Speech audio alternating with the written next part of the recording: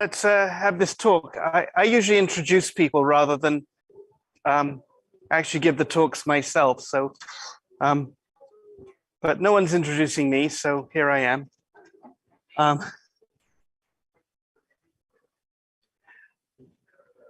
And I think I'll just let people play with the door and things like that. Do you want me to introduce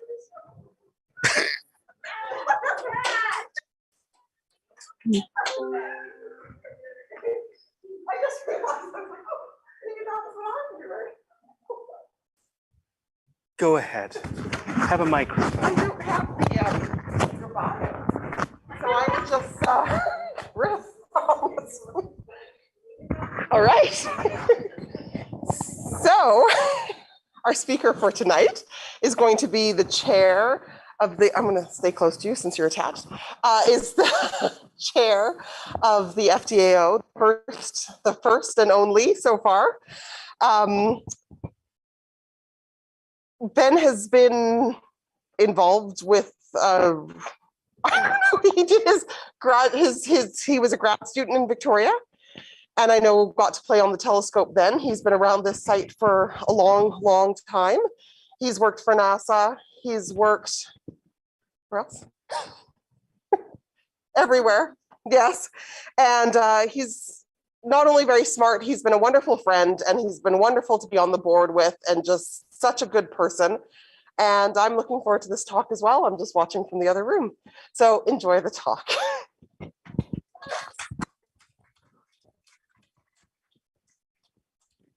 Thank you, Amy. So I'm putting on my other hat as a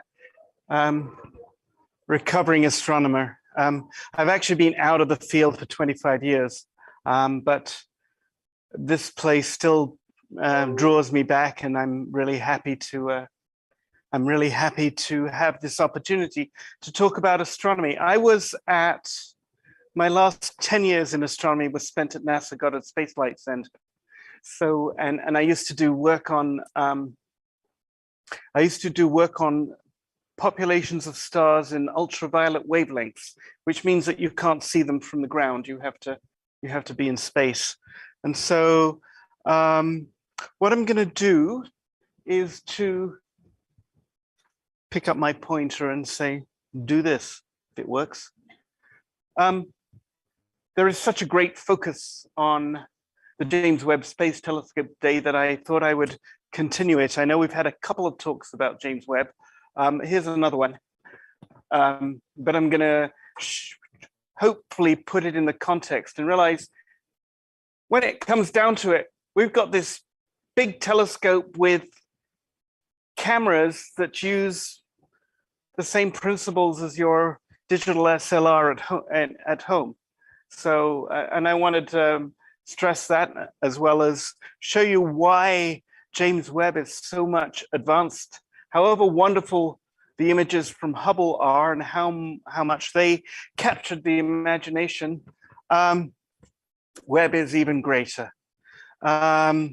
I can tell a little bit about the history, because I was actually at NASA Goddard when Hubble was first repaired, and also when James Webb was instigated. It used to be called the Next Generation Space Telescope. And my work in space astronomy tells me a little bit about NASA, and not just NASA, but also the other space observatories that went along. So, but I'm going to start focusing on NASA's Great Observatories, which you may or may not have heard of.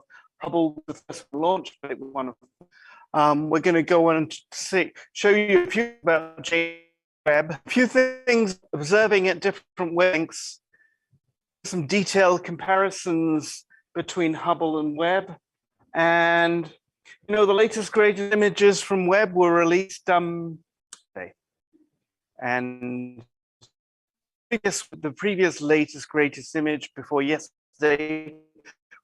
So that should give you some idea that things are happening really fast. So to talk about NASA's Great Observatories, the Hubble Space Telescope, everyone knows about. It's a thing that put space science on the map with the public. Launched in 1990, of course, those of you will remember that there was a flaw in the mirror detector on.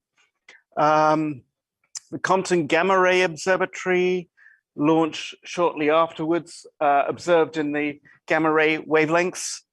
The Chandra X-ray Observatory, which is still running now, is the X-ray observatory. It's named after an astronomer called Subrahman Chandrasekhar, who is one of the pioneers of the field that I used to be in, stellar structure and evolution. And he then later went on to do a lot of work about black holes, which emit X-rays. So they named it after him many years after they originally thought. It was originally called AXAF, Advanced X-ray Astronomy Facility.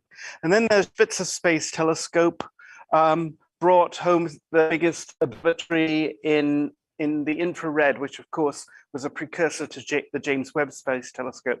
These weren't space telescopes.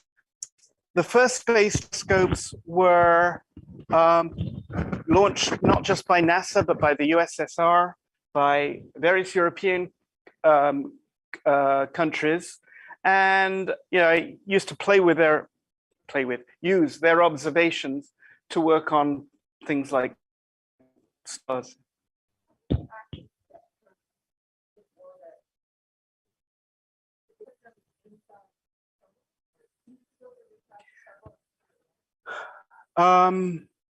Most of them were launched on rockets. The Hubble, as you know, was launched on the space shuttle.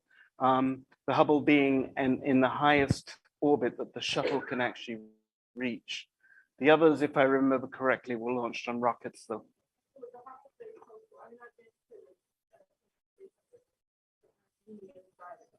Mm-hmm.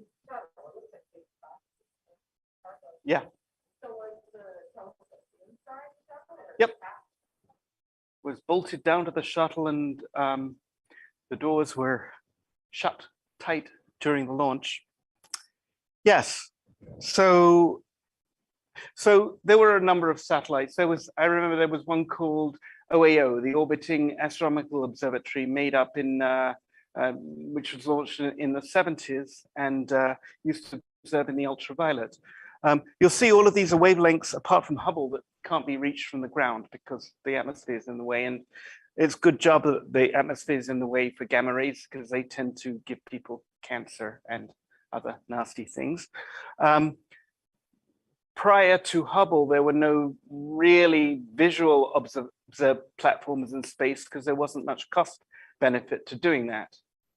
But the various people in the European and the American astronomical community proposed to build a big optical space telescope in the 70s, which became Hubble. And Hubble was launched in 1990, 4 years after it was originally planned to launch because of the Challenger disaster in 1986.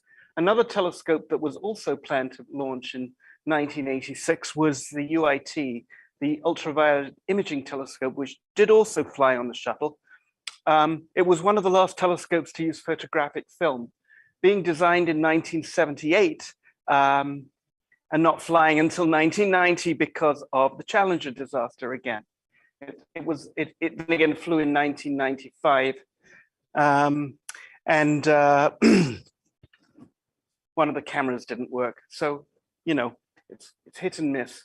One of the guys who worked for OAO, the Orbiting Astronomical Observatory, he founded one of those Beltway Bandit contracting companies. I used to drive by this big tower, which had OAO at the top, and it didn't mean anything related to space sciences, but he just called the company that. So let's go into, sorry, before I go there, that's a good slide, isn't it? Yeah, so we've had some idea that this gives you a range of wavelengths that you just can't see from the ground. We'll hold that thought, because at some point, the fact that we now have a large telescope in the infrared and large telescope in the visible and telescopes in these, we can start seeing what objects emit different things and give you different observations when you combine them together, how interesting that can be. So James Webb, as you know, is not in Earth's orbit. It's out at a place called L2, Lagrangian point. It's a feature of the gravitational field of the sun and the moon, such that it doesn't move from there very easily. So it's like a well, gravitational well. You can think of, you know, you've got that black hole thing over there. That's an example of a gravitational well. You can do an orbit around that. It's a stable point, meaning that something that gets into that part of the gravitational field tends to stay there. The reason why it's in orbit around it rather than at that point is so the Earth doesn't get in the way. One of the problems with Hubble is that you only really get 46 minutes out of every orbit because the Earth's in the way for the most part. You can get great observations from Hubble, but if you happen not to be pointing straight up or straight down, the Earth is in the way. And so you end up with 46 minutes out of every 96 available, because that's about how long an orbit takes. This is where I can really use the laser pointer. It would probably be about where that pointer is, 380 miles above. Well, you know, the moon is 240,000 miles away from the Earth, and Hubble is about 380 miles. So go figure. It's really close. And on this, and I talked about miles, didn't I? Sorry. Okay. The James Webb is about 1 million miles away from the Earth, 4 times the distance to the moon. Its orbits around this L2 point make it available to see the whole sky all the time. So that's a real advantage. Here's one of its mirrors. You've probably seen these things. All modern telescopes that are bigger than 8 meters are built of tessellated hexagons. Hexagon is a shape that fits together with no gaps, something we learned about in elementary school geometry, and or we might, and it's covered in gold, a very thin shield of gold leaf, highly reflective, and JWST has 18 of them, and those 18 form 3 rings. Now, like I said, all big telescopes are made with these mirrors that are made up like that. And for example, the 30-meter telescope planned for the future is also made up of these, but it's being 30 meters, not 6. It has 492 of these. And they're all kept together in perfect shape by computer controls. We couldn't do that until we had computers who were able to do that, of course. So I want to show you something about the beauty of doing things in different wavelengths. This is a picture of the Sombrero Hat galaxy, so called because it looks a bit like a hat. And the picture you saw in the background was a ground-based photograph. Now, this one to the left is this is a Hubble picture of the same galaxy. You see the sort of diffuse, most of that diffuse light is gone with the greater focus and sharpness of Hubble. And you can see this beautiful ring of dark material, which in optical wavelengths in Hubble, which gives you the spiral arms of a galaxy seen edge on. Now, the thing about in the optical, it looks like this gas and dust, which is black, does nothing and just gets in the way, right? But actually, if you look in the infrared, it's doing a bit more than that. There is some material that's still dark, but you can see that it's actually glowing in red.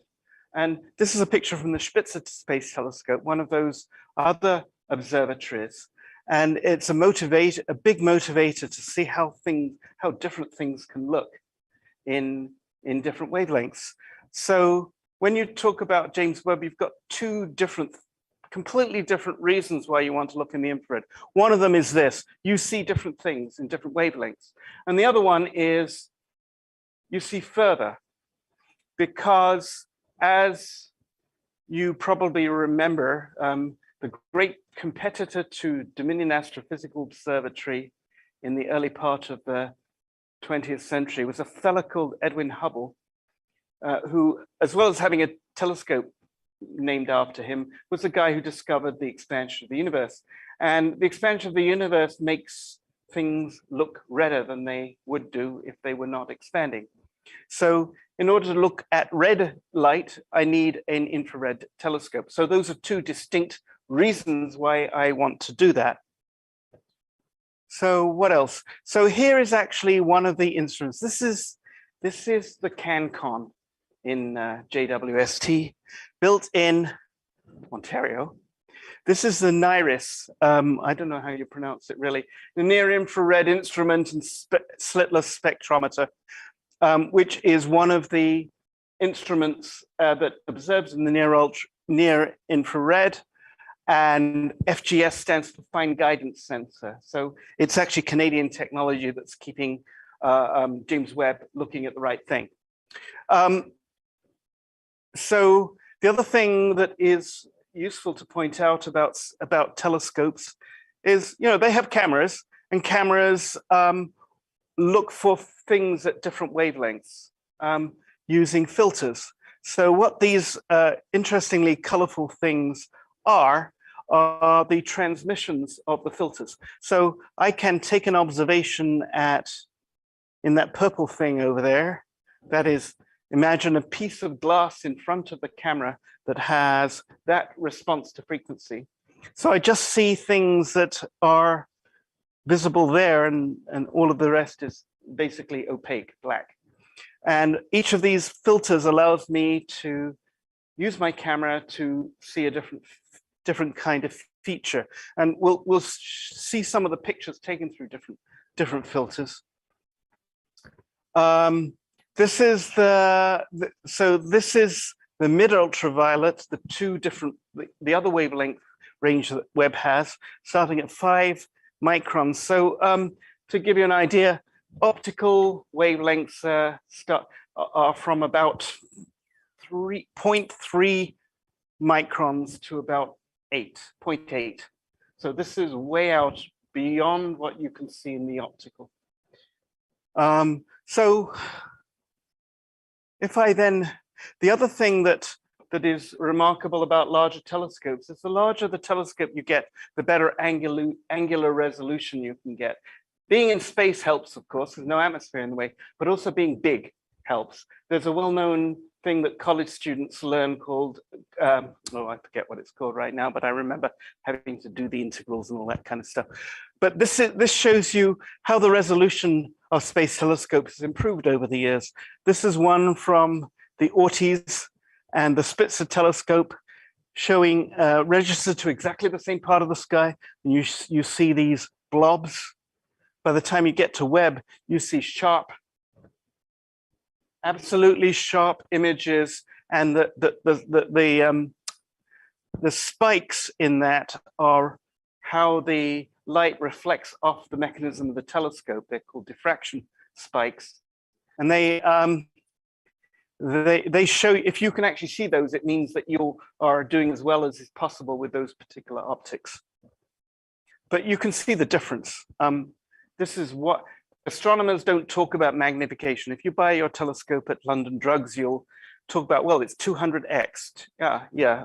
Well, if that's meaningful at all, because the optics are good enough to give you that, you still have to worry about what's the smallest thing you can look at, how sharp are the images you can get. Astronomers don't talk about magnification, they talk about resolution. The best you can do from the ground is much worse than what you can do from space. And in space, if you have a big mirror, you can get really sharp stuff, as we will see.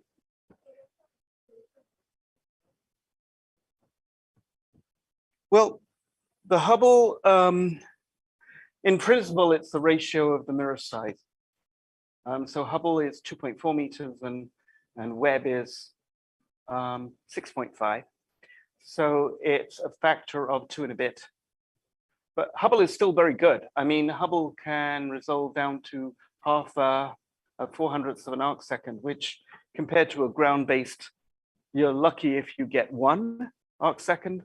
And on a really good night, on the best nights of the year, on the top Mauna Kea in Hawaii, you might be half as good as you can do in Hubble on any given orbit. So better. That's a long-winded way of saying better, I guess.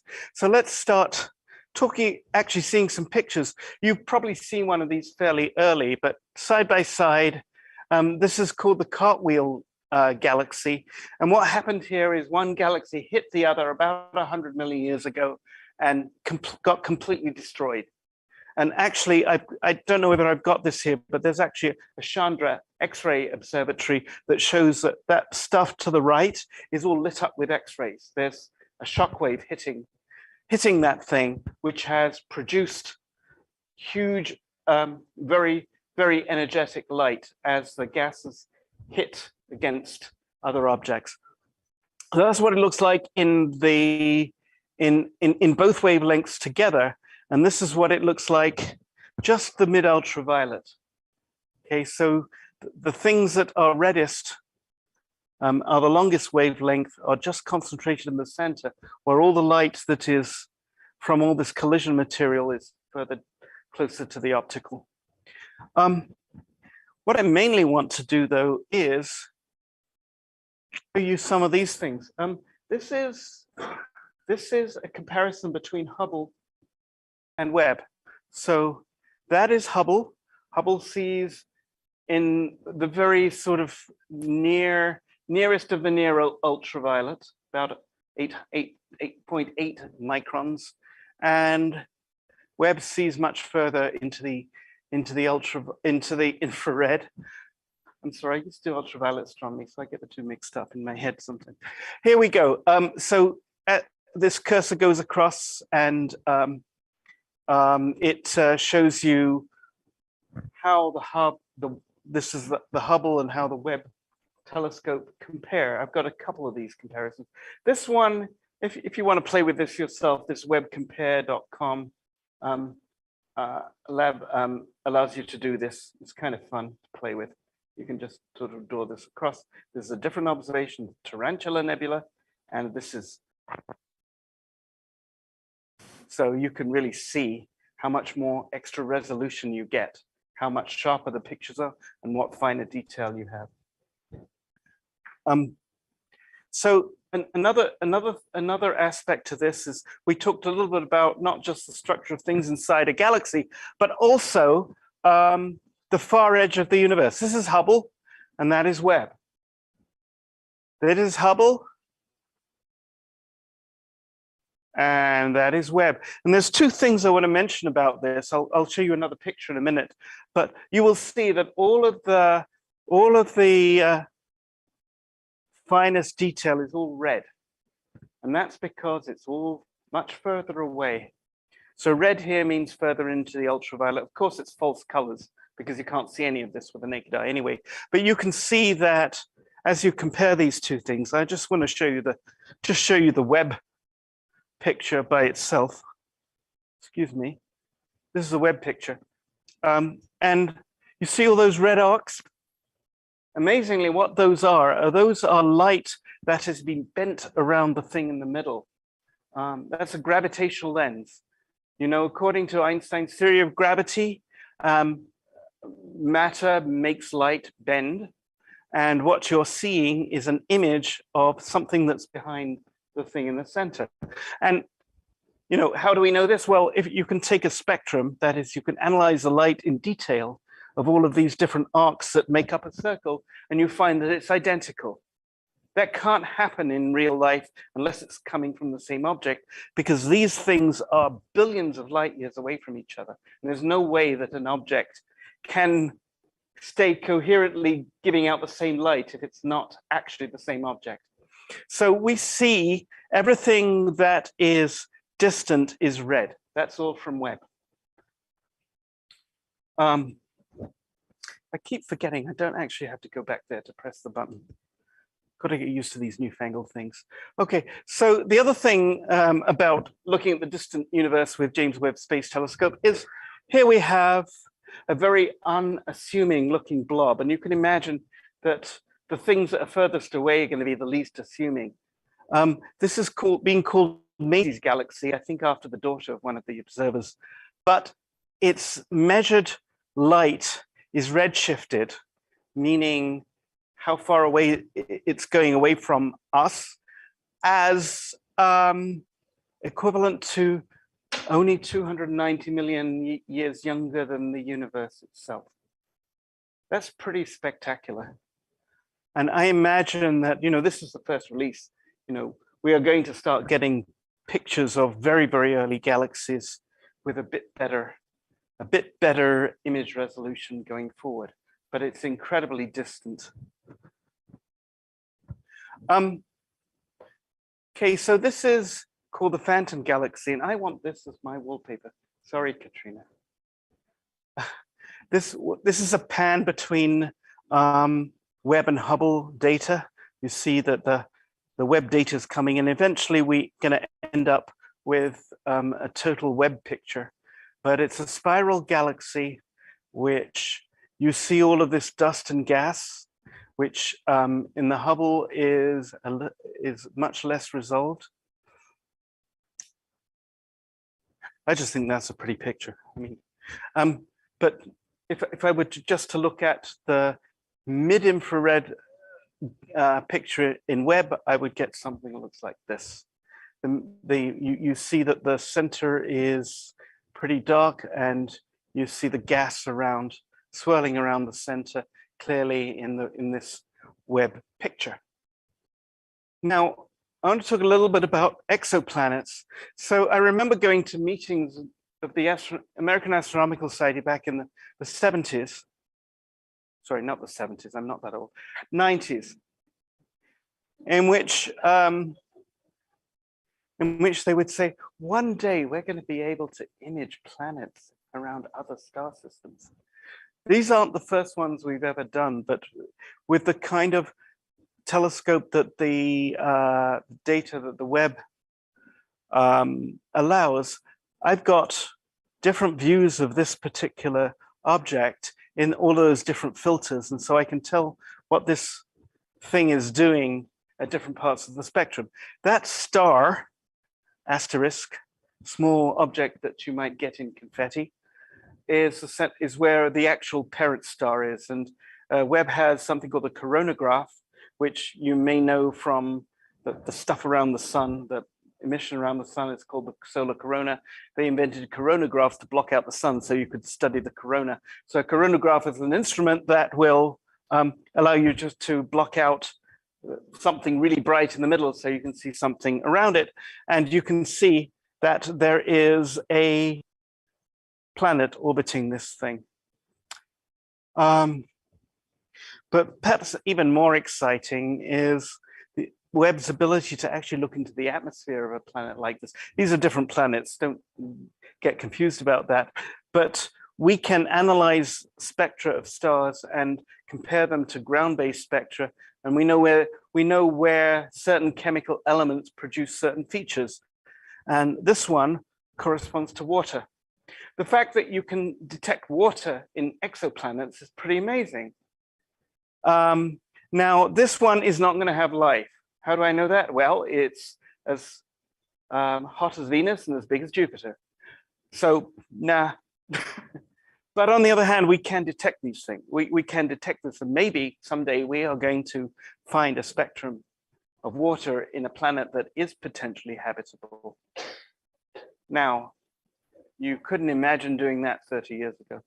Yes, Lorraine?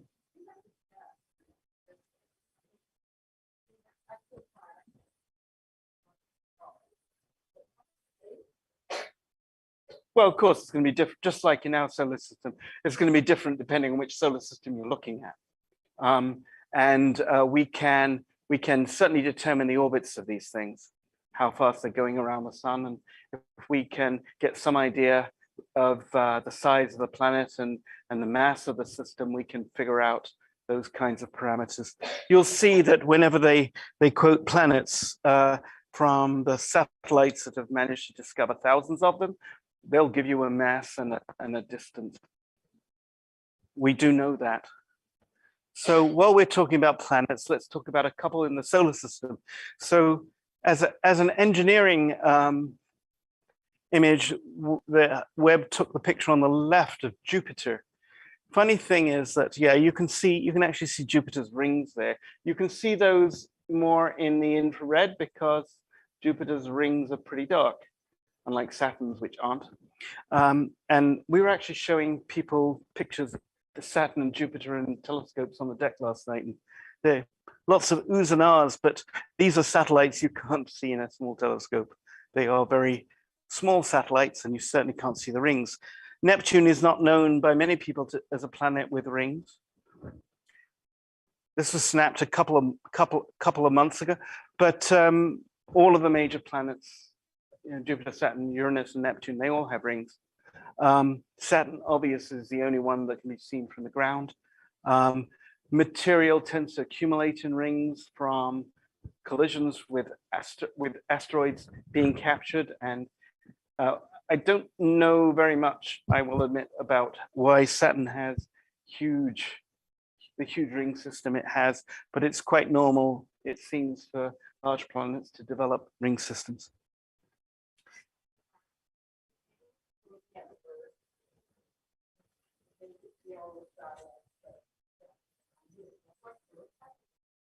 No, not enough material. And certainly it's not very reflective. So this, I don't know, this particular picture is quite amazing. I'm going to do that again, sorry, because I messed up. A Wolf-Rayet star is a very, very hot star. It's very massive, and it not only is it massive, but it's also, for some reason or other, has shed its outer layers. So all of the stuff that is the star's envelope has gone away. And most people know that a star is really hot in the middle, like tens of millions of degrees, even hundreds of millions of degrees, depending on where it is in evolution. And so Wolf-Rayet stars are among the hottest. But they're peculiar. They're not just normal hot stars. They've got a couple of million degrees that they seem to the temperature. But there is a certain class of them that appear to be the reason why they're so hot is because their atmosphere has been stripped off by something or other. This is such an amazing picture. It looks like a simulation, but it's not. It's Webb data. And what you see is the what you see is concentric rings of material that have been thrown off by the star. Now they know that this star has got a companion with a period of 8 years, and these rings appear to be the debris that has been thrown up when that companion star gets close to it. And so when they look at the object, they can count going out there 20 rings. So everything you see there is less than 160 years old, because it's eight years orbit and 20 rings. That's what you're looking at, if this picture is correct. And you know, the thing is that there's this thing I like to remember about rarity. There are rare kind of objects. Having this happenstance that this companion star strips this object every 8 years, well, that's a fairly unusual configuration. But then remember, there are 100,000 million stars in our galaxy. Here's a statistic. How many supernova do you see in our galaxy every 1,000 years? Well, you know, this is quite well known. There was one in 1006, there was one in 1054, there was one in 1572, and there was one in 1604. There was also one in 1987. Actually, it was discovered by a Canadian. It was the first in the year, so it got called 1987A. But that's true. But the key thing is, so that was not actually in our galaxy. It's one of our satellites called the Small Magellanic Cloud. The key thing, though, is okay, 5, right? But actually, if we look into the universe as a whole, we see hundreds a year. We have people who try and study and detect supernovae in distant galaxies, and they try and make 100 a year. Just one set of people, one group of people.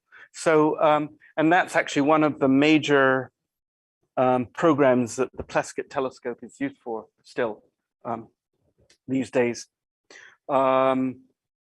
verifying the detection of exploding stars in distant galaxies out to about 900 million years, actually. So, most of you will remember the picture on the left, got all the news, you know, the pillars of creation, the voice of God, or whatever they wanted to call it at the time. On the left, this is part of a nebula called the Eagle Nebula, which is 6,500 light years away. It's in a small, tiny corner of it. Sorry, use that word again. A small corner of that. And these are dark gas clouds in front of a background, which is apparently has star-forming potential, and in front you see gas that's, like I said earlier on, just doing nothing and just getting in the way, preventing you from seeing what's behind. If you look at it in Webb, you see much more detail. You see these are clearly the same object, and someone has already released a picture with googly eyes on the top of each of these, which is kind of amusing. But anyway, but you can see these are the same object, and this is the kind of difference you get between the Webb and the Hubble telescope. And this was released on October 20th, 2022, 2 days ago. Told you would get latest. I've got one more picture, which is, this was released yesterday. So what this is a look at a quasar which whose redshift indicates that it's 11.5 billion light years away, long way. And this has apparently been, not in this field, but it's been a known object for a long time. And what they have discovered is that a quasar is a very bright object. Quasar is short for quasi-stellar object. They found these things shining throughout, and they measured how fast they seemed to be going away, and they were at huge, enormous distances, which meant they were extremely bright. This one's been known for a while, but what they didn't know until when they started reducing the data is that it's got 3 companions swirling around it.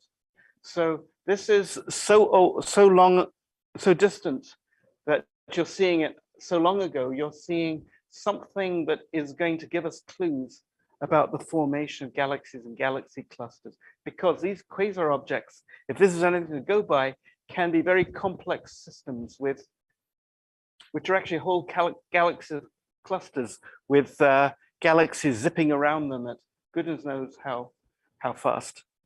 It's already very red, and being a redshift made it even redder, which made it a prime object for James Webb. And you can see these things at the bottom tell you that this part of it is swirling around it at 350 kilometers per second. This is going 700 in the other direction, and things in the middle. So who knows what we're going to discover next. Thank you very much.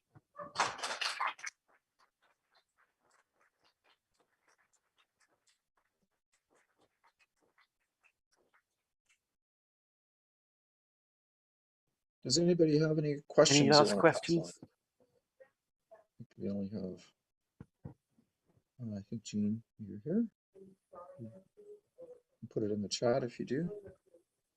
So if you look at any odd picture of a galaxy, you'll see that it has 4 distinct colors. Black for gas that's not lit up, that's getting in the way of gas that is. Yellow, which is old stars. Red, which is hot hydrogen, which basically is star-forming regions. And blue, which is light lit up by. If something is forming young stars, those stars are blue because usually these young stars are massive, and massive stars that are young are blue. And they're so bright they tend to light up all the gas around them, so they'll light up a region. All of that is to say that if you see something that's blue, blue gas, it's got a hot young star near it, and it's probably a star-forming region because those stars are less than a million to 2 years old. So when you see the pillars of creation, what you are actually seeing is dark material that is not lit up, superposed in front of star-forming regions. But all of those colors are very common. That's how galaxies look. Those are their colors. And the new perspective we'll get from Webb will show that gas that was completely dark in visible light shine in infrared light, and we'll see more of the structure.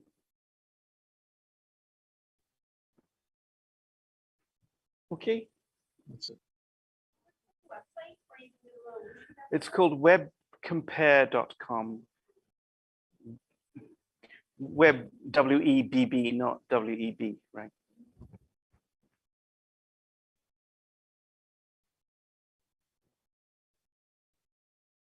Okay.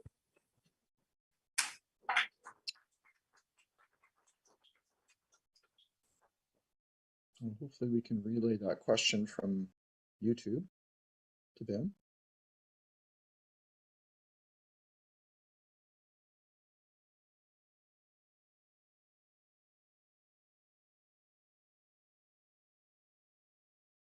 It looks like people are getting up and leaving, but maybe they'll take one more question.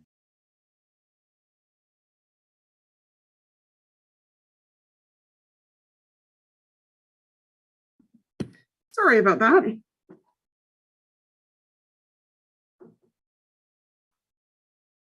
Hi, Amy. Was there a question from YouTube? I thought you indicated There was, but Kelvin didn't see it, and okay. And that's okay. I tried to run, but I didn't get there fast enough. That's okay. So that's okay. What was the question? So the question was, if what we're observing with these telescopes are past images that are billions of years old, does that mean that the information is essentially dead? Because if it were current information, what we're seeing is actually changed, right? Yeah, but Yeah. it is yeah, it is a phenomena that's due to the speed of light, and that's right. Telescopes are like time machines. We can't see these things as they currently are. Like even with the sun, we see it as it was 8 minutes and 40 seconds ago, roughly, and the moon, our own moon, just over a second ago. And so yeah, we have to take that into account in our understanding of everything that we see.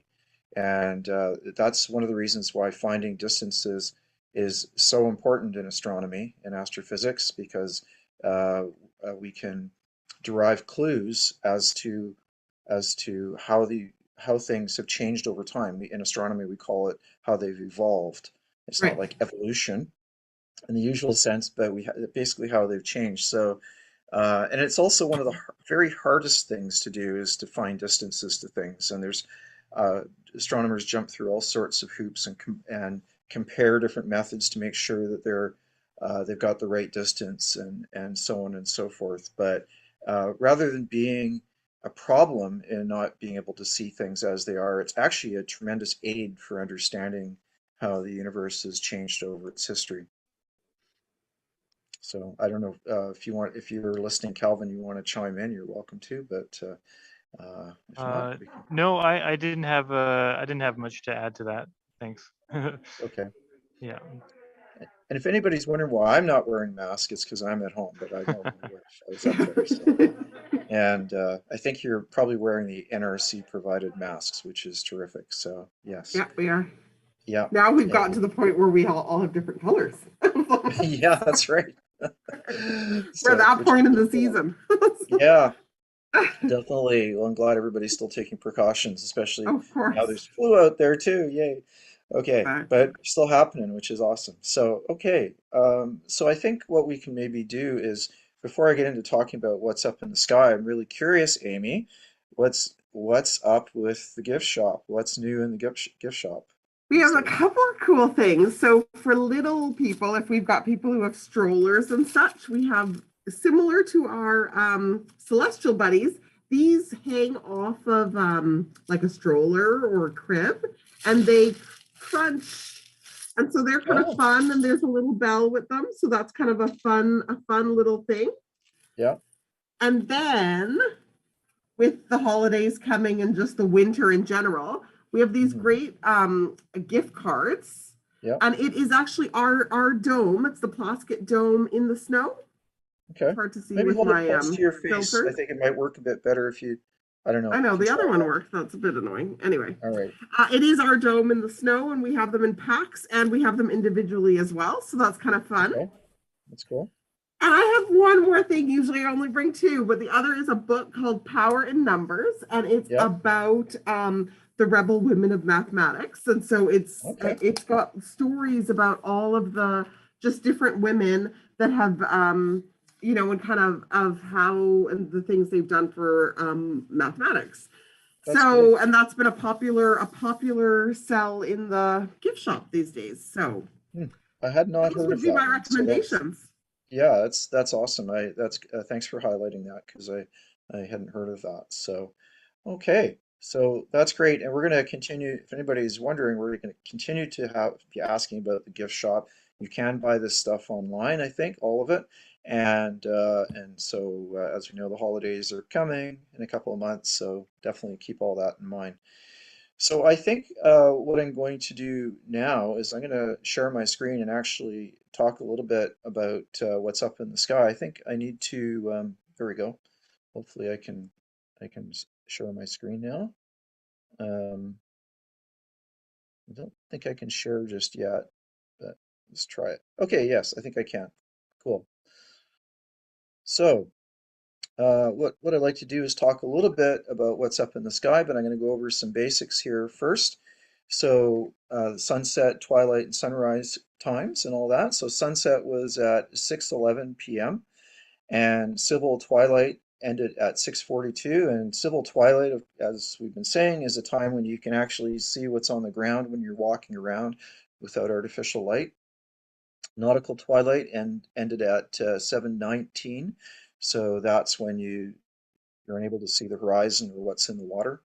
And astronomical twilight ended at 7:55. So, and also nautical twilight is when you can start to see the constellations a little bit more than just the brightest stars, and the constellations start coming out. So it's fully dark, basically as dark as it's going to get by just before 8 o'clock tonight.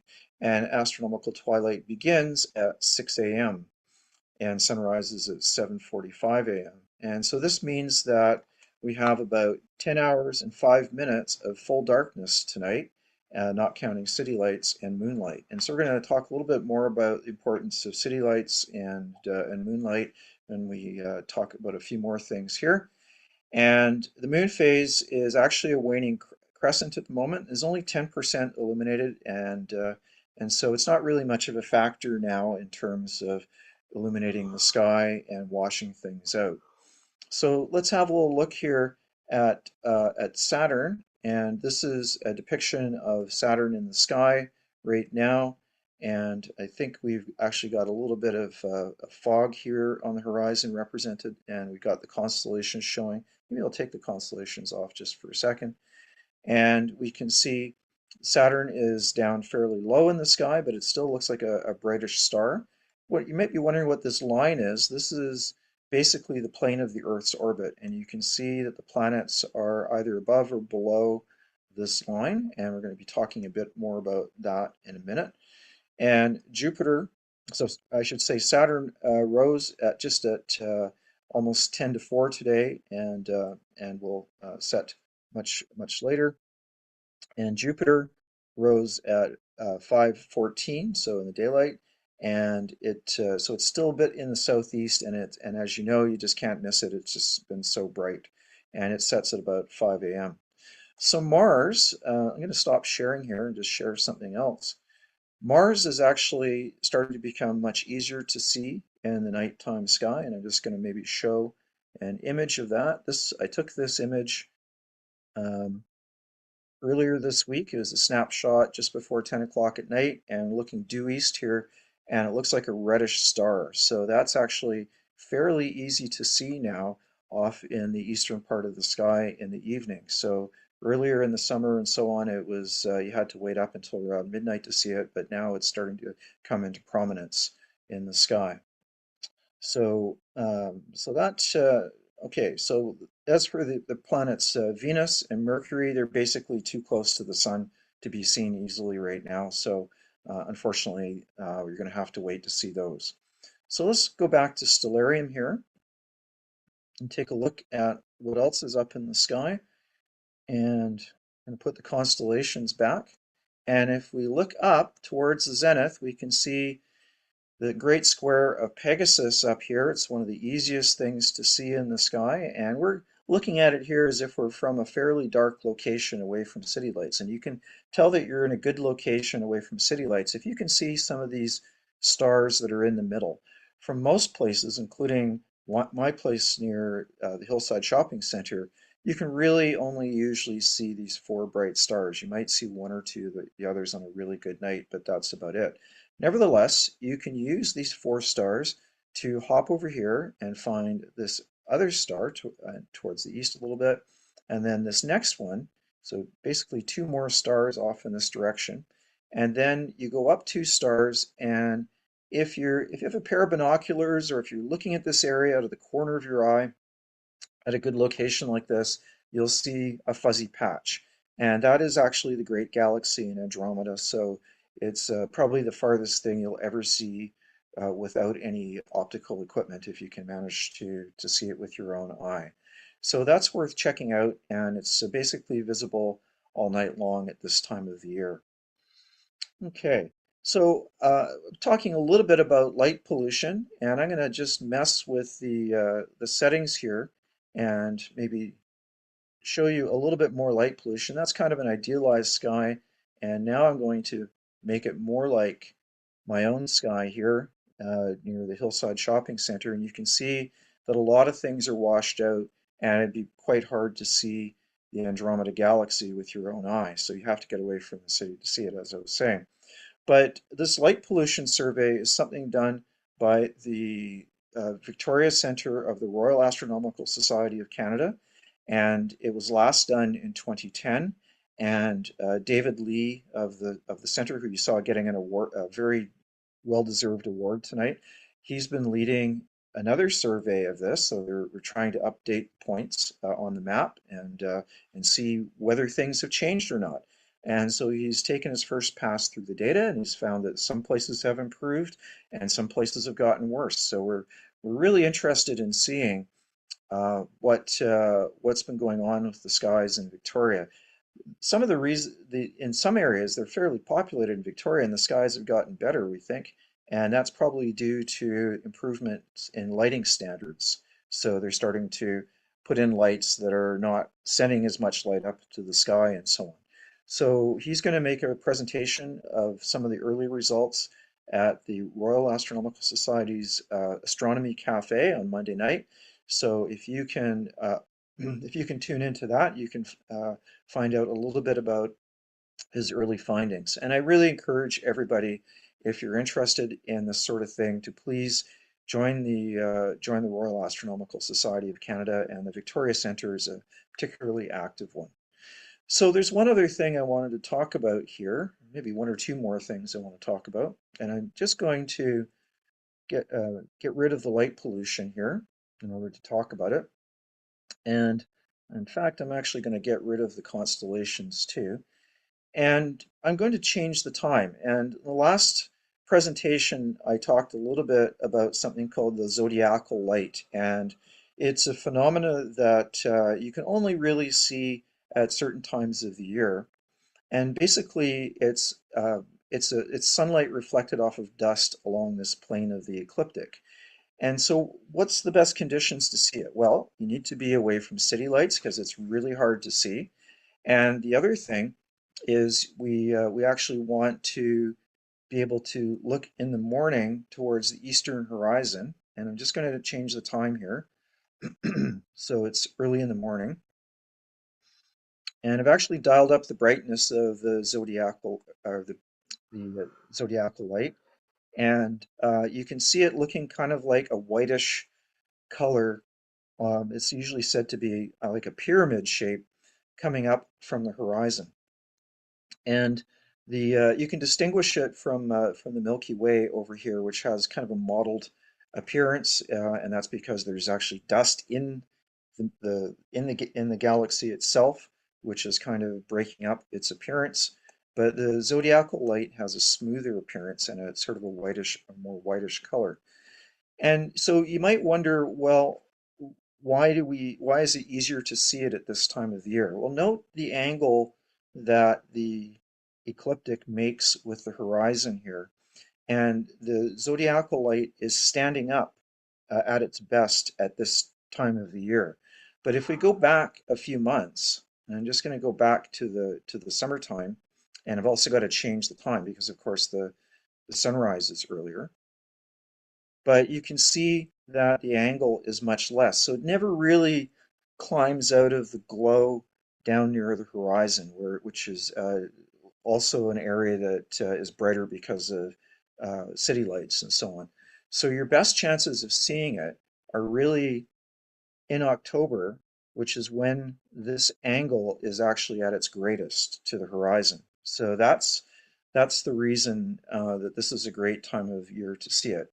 And another piece of trivia for those people who maybe didn't catch it last time, this is the subject of the zodiacal light is actually what the guitarist for the rock band Queen got his PhD in astrophysics on. So he started his PhD, as I said in the last session, back in the 1970s, and then Queen got very popular, and he stopped his studies, and he finally got his PhD many years later, I think in the early 2010s.